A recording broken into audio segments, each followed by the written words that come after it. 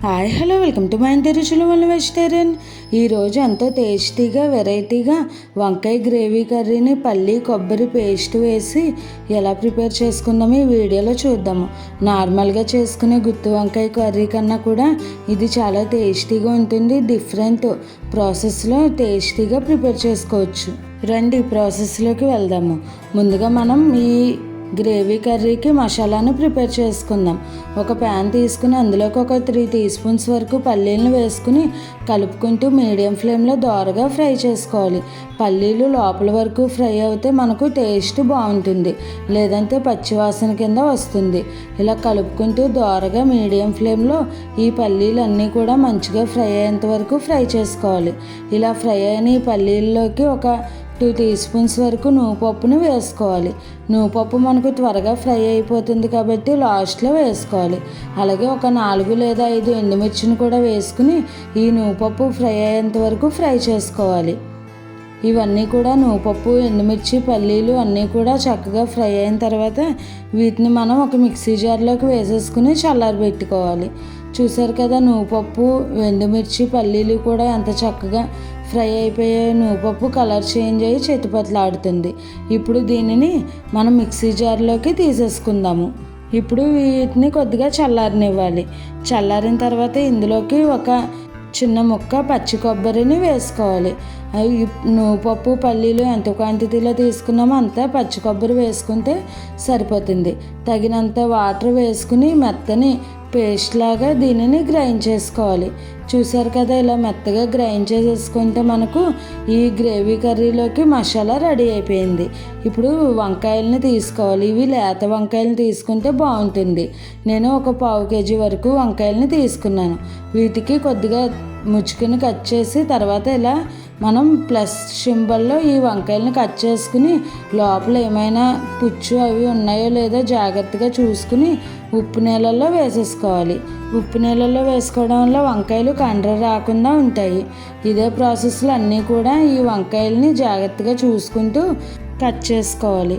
ఈ కర్రీకి లేత వంకాయలు అయితేనే బాగుంటుంది. టేస్ట్ సాఫ్ట్గా చాలా బాగుంటాయి.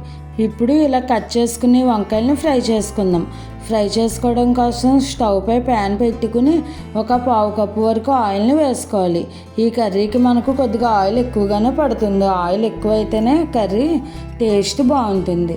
ఇప్పుడు ముందుగా మనం కట్ చేసి పెట్టుకుని ఈ వంకాయలను ఒక్కొక్కటిగా వాటర్ తీసేసి వేసుకోవాలి. ఇప్పుడు వీటిని కలుపుకుంటూ వంకాయలు సాఫ్ట్గా అయ్యేంత వరకు మగ్గించుకోవాలి. ఇలా అటు ఇటు 2 వైపులా కలుపుకుంటూ ఫ్రై చేసుకుంటే మనకు అన్నీ కూడా ఈక్వల్గా ఫ్రై అవుతాయి. చూసారు కదండి, ఇలా ఒకసారి మిక్స్ చేసుకున్న తర్వాత మూత పెట్టేసుకుని ఈ వంకాయలను మగ్గించుకోవాలి. మీడియం ఫ్లేమ్లో మగ్గించుకుంటే సరిపోతుంది. వంకాయలు త్వరగానే ఉడికిపోతాయి. ఒక 3 మినిట్స్లో మనకు వంకాయలు ఇలా సాఫ్ట్ అయిపోయాయి. చూసారు కదండి, వంకాయలు పర్ఫెక్ట్గా మగ్గిపోయాయి. ఇప్పుడు ఒక ఫోర్క్ పెట్టి గుచ్చి చూద్దాం. వంకాయలు చూసారా సాఫ్ట్గా ఎంత పర్ఫెక్ట్గా వచ్చేసాయో. ఇప్పుడు వీటిని పక్కకు తీసేసుకోవాలి. వేరొక ప్లేట్లోకి తీసేసుకుని వంకాయలను పక్కన పెట్టుకుని మరలా ఇదే ప్యాన్లో నెక్స్ట్ ప్రాసెస్ చూద్దాం. ఆయిల్ కూడా మనం ఏమీ వేయనవసరం లేదు, తీయనవసరం లేదు. ఇప్పుడు బాగా సన్నగా చాప్ చేసుకున్న ఒక 3 పెద్ద ఉల్లిపాయలని ఇలా సన్నగా చాప్ చేసుకుని వేసుకోవాలి. మనం ఇలా సన్నగా చాప్ చేసుకుంటే గ్రేవీ కర్రీ కన్సిస్టెన్సీ బాగుంటుంది. ఇప్పుడు వీటిని బాగా ఫ్రై చేసుకోవాలి. కలర్ చేంజ్ అయ్యి గోల్డెన్ బ్రౌన్ కలర్ వచ్చేంత వరకు ఈ ఉల్లిపాయలని మగ్గించుకోవాలి. ఇలా కలుపుకుంటూ ఒకసారి కలుపుకున్న తర్వాత ఇందులోకి మనం ఒక 3 లేదా 4 పచ్చిమిర్చిని ఇలా సన్నగా చీలుకుని వేసుకోవాలి. తర్వాత ఇందులోకి ఒక 1/2 టీ స్పూన్ వరకు జీలకర్రను కూడా వేసుకుని మరలా ఒకసారి మిక్స్ చేసుకుని ఇప్పుడు ఇందులోకి టేస్ట్కి సరిపడా సాల్ట్ వేసుకోవాలి. సాల్ట్ వేసుకోవడం వల్ల మనకు ఉల్లిపాయలు త్వరగా మగ్గిపోతాయి, అలాగే మంచి కలర్ కూడా వస్తాయి. ఇప్పుడు మూత పెట్టేసుకుని ఒక 5 మినిట్స్ మీడియం ఫ్లేమ్లో అలా వదిలేస్తే చూసారా ఎంత బాగా ఫ్రై అయిపోయే ఉల్లిపాయలు కలర్ చేంజ్ అయ్యి గోల్డెన్ బ్రౌన్ కలర్ వచ్చి పర్ఫెక్ట్గా వచ్చాయి. ఇప్పుడు మరలా ఒకసారి మిక్స్ చేసుకుని ఇందులోకి 1 టీ స్పూన్ వరకు అల్లం వెల్లుల్లి పేస్ట్ని వేసుకోవాలి. ఈ అల్లం వెల్లుల్లి పేస్ట్ పచ్చివాసన పోయేంత వరకు ఫ్రై చేసుకున్న తర్వాత ఇందులోకి 1 టీ స్పూన్ కారం, అలాగే ఒక 1/2 టీ స్పూన్ వరకు గరం మసాలా పొడి, ఒక 1/4 టీ స్పూన్ వరకు పసుపును వేసుకుని ఈ మసాలాలన్నీ కూడా ఫ్రై చేసుకోవాలి. మాడిపోకుండా జాగ్రత్తగా ఇవన్నీ కూడా ఇలా ఫ్రై చేసుకున్న తర్వాత కొద్దిగా చింతపండును నానబెట్టుకుని ఇలా చిక్కటి గుజ్జులాగా తీసుకుని వేసుకోవాలి. ఈ వంకాయ గ్రేవీ కర్రీలోకి చింతపండు, బెల్లం యాడ్ చేస్తాము, అందుకని డిఫరెంట్ టేస్ట్తో చాలా బాగుంటుంది. ఇప్పుడు చింతపండు పులుసు అంతా మిక్స్ చేసుకున్న తర్వాత ఒక 1 టీ స్పూన్ వరకు బెల్లం తురుమును వేసుకోవాలి. బెల్లం మీకు నచ్చితే వేసుకోవచ్చు, లేదంటే లేదు. వేసుకుంటే ఒక ఫ్లేవర్ వస్తుంది, వేసుకోకపోతే ఒక ఫ్లేవర్ వస్తుంది. తర్వాత 2 రెమ్మల వరకు కరివేపాకును కూడా వేసుకుని అంతా మిక్స్ చేసుకుని ఆయిల్ సెపరేట్ అవుతున్నప్పుడు మనం ముందుగా గ్రైండ్ చేసి ఉంచుకున్న పల్లి నువ్వుల పేస్ట్ని వేసేసుకోవాలి. ఇప్పుడు ఇదంతా కూడా ఇలా మిక్స్ చేసుకుని కొద్దిగా వాటర్ కూడా వేసుకుని కన్సిస్టెన్సీని అడ్జస్ట్ చేసుకోవాలి. మనము ఇప్పుడు కొద్దిగా పలచగానే ఉంచుకోవాలి. కూర ఉడికేటప్పటికి మనకు కొద్దిగా కర్రీ చిక్కబడుతుంది. చూసారు కదండి, ఇలా అంతా ఒకసారి మిక్స్ చేసుకున్న తర్వాత సాల్ట్ అవి సరిపోయినాయో లేదో టేస్ట్ చూసుకుని అడ్జస్ట్ చేసుకుని మరలా ఒకసారి మిక్స్ చేసుకుని ఇంకో కొద్దిగా వాటర్ పట్టేలా ఉన్నాయి నాకు, అందుకని కొద్దిగా వాటర్ వేస్తున్నాను. ఇప్పుడు ఇదంతా ఇలా మిక్స్ చేసుకుని ఒక ఉడుకు వచ్చిన తర్వాత మనం ముందుగా ఫ్రై చేసుకున్న ఈ వంకాయలను వేసేసుకోవాలి. ఇలా వంకాయలు వేసుకున్న తర్వాత ఒకసారి ఈ వంకాయలు విడిపోకుండా జాగ్రత్తగా మిక్స్ చేసుకోవాలి. ఇలా వుడెన్ స్పూన్స్ అయితే కనుక మనకు ఇటువంటి కర్రీస్ మిక్స్ చేసుకున్నప్పుడు వీలుగా ఉంటుంది.